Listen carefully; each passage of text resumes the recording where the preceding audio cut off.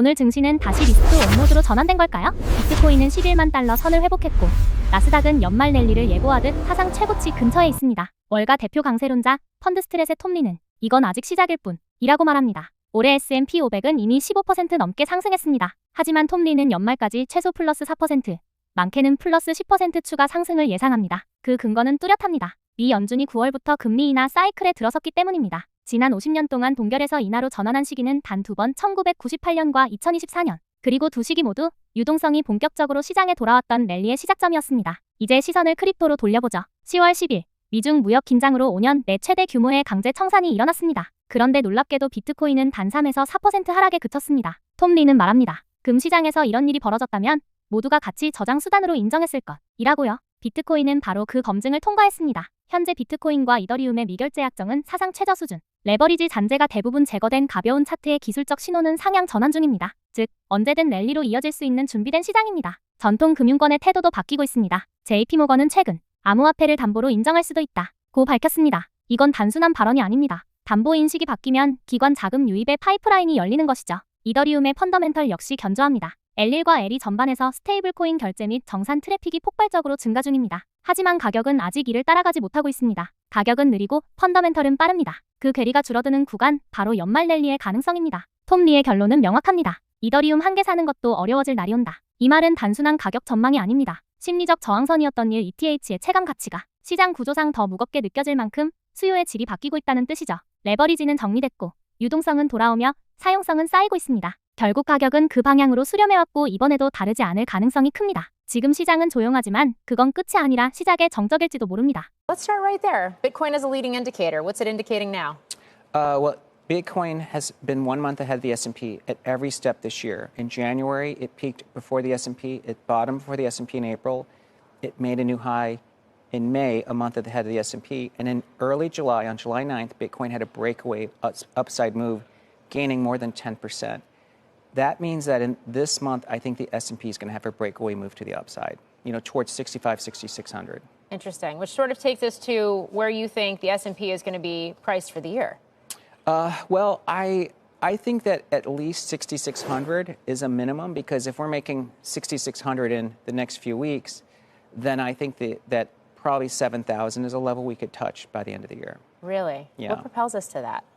Well, I think that three things are happening. One is the economy has survived tariff Armageddon, and it's probably strengthening because we know the ISM's been stuck below 30 or 50 for 30 months now. So finally, ISM could go above 50. The second is that we're getting closer to the Fed making a dovish pivot. I mean, they've been on hold for a long time, similar to how Kelly's birth is on pause, but that, I think, leads to a re-rate of multiples. And the third is that I think sentiment's still quite bearish. I think there's many of our clients that think we're going to have a recession because of the tariffs that started on August 1st. But I think businesses are ready to actually get through that. And that sentiment collapsing actually helps PEs. Okay. Let's talk about Ethereum, because I know you're very bullish on that as well. We'll get into Bitmine in a second, too. But Ethereum specifically, why is this something you need to hold in your portfolio? Well, to me, Ethereum's having its Bitcoin 2017 moment again. And to give perspective, in 2017, Bitcoin was under 1,000. But that was the year when Wall Street discovered that the narrative of Bitcoin is digital gold. And Bitcoin has gone to 120,000 now. So 120 times increase. In 2025, a couple things are happening around Ethereum. The first is the Genius Act is now making stable coins kind of green-lighted, which is the ChatGPT moment for crypto, but it needs a smart contract, so it doesn't work on Bitcoin. The second is the SEC is pushing forward with Project Crypto, which is actually asking Wall Street to move the entire financial system onto the blockchain.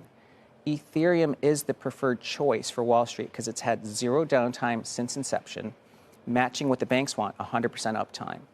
It's also the most legally compliant and secure blockchain because it's recognized in the US and it's the second largest blockchain. And the third is almost all of it is taking place on Ethereum. JP Morgan's building their stablecoin on Ethereum. Robinhood is tokenizing on Ethereum. The custody banks are doing it on Ethereum. So it's really where Wall Street meets, but that's also where AI is meeting crypto. Because as you know, as we tokenize and move towards robots, you need a token economy to control them, which is taking place on Ethereum. And which is why you're now the chair of BitMine, which is looking to build out this treasury of Ethereum, not so differently than we've seen Michael Saylor do with Bitcoin at Strategy. Yes, that's right. So I think that MicroStrategy has written the playbook for what a Bitcoin treasury is, and now he's so big he has a sovereign put, right? He has 600,000 Bitcoin. Any nation that wants to get 1 million Bitcoin probably thinks it's cheaper to buy MicroStrategy. The Ethereum treasury model, which is we're trying to be the MicroStrategy of Ethereum, works similarly, but we're at the earliest stages, because if this is the 2017 moment for Ethereum at 3,700, it could make a move to 30,000 or more. On top of that, Ethereum pays you for providing network security by staking. That's a 3% yield. So BitMine owns over $3 billion worth of Ethereum. When we start staking and it's legally compliant, all within the US, that's more than $100 million of revenue. Of net income. So it's a profitable treasury company.